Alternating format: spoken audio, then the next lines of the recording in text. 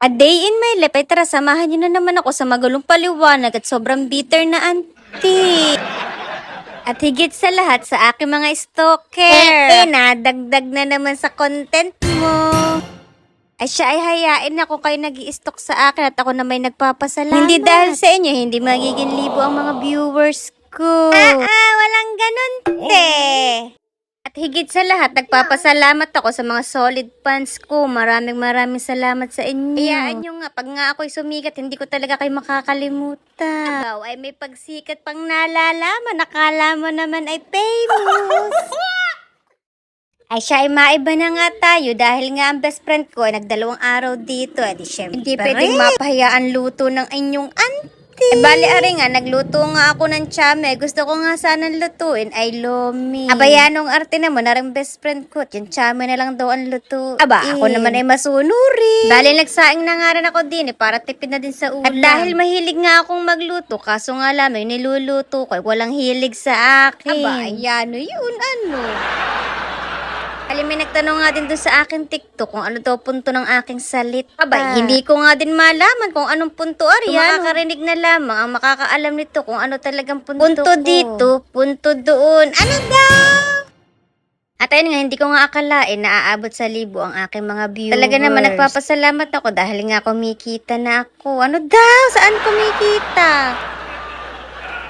Kita mo, kita ko, aakain naman ng kapipilusok. Bali, ari nga, pinatikman ko nga sa best friend ko kung anong lasa. Dahil nga pag ako'y nagluluto, hindi ko talaga nilalasahan ang mga niluluto. Mahilig lang talaga ako magluto sa patsyam. Kung ano nang kalabasan ng luto, di yun. Totoo lang talaga, nung bata pa ako, pangarap ko na talaga makapag-open ng restaurant. So nga lamang, hindi kapalaran yung para sa akin. Kaya ang gagawin ko na lamang, di pagluluto ko na lamang lagi din si Sanjo. Dahil si Sanjo naman ay sobrang takaw, aakain naman ubus ang budget. Bali nga ari maluluto na. Doon nga kami kakain sa likuran dahil nga naglagay ako doon ng swimming pool. Walang swimming pool, te. Masarap nga kumain minsan sa labas. Kaya nga din kami sa labas ng bahay ko kumakain. Kaso nga lamang nasa likod para walang makakita at baka humingi. Keme!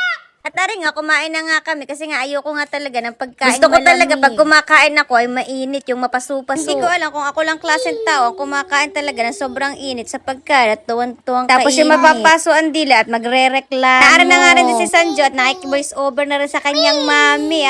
Ayan, gulo. Baka ari din ang mga gintali. Nagtatanong nga sa akin kung paano daw na-monetize dito sa Facebook. Abay, basta gawin nyo na lamang yun. Siguraduhin nyo lang din na gusto nyo yung ginagawa nyo para dire-diretso na inyong sa totoo ang talaga, sa black apps talaga ako gumagawa ng mga content. Tinuray ko nga lang din dito sa blue apps. Mga nagme-message sa akin, huwag kayo mag-alala, i-guide ko din naman kayo. Abay, syempre, share your blessing. Anyway, dahil nga last day na dito ng aking best friend, naliligo na nga rin mga bata din sa swimming pool na sinasabi ko.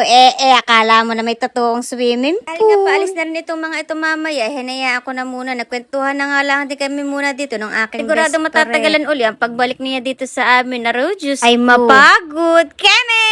Anyway, hanggang dito na lang. Wow, English! Hindi na ako mag-English. Hanggang dito na lang. Salamat!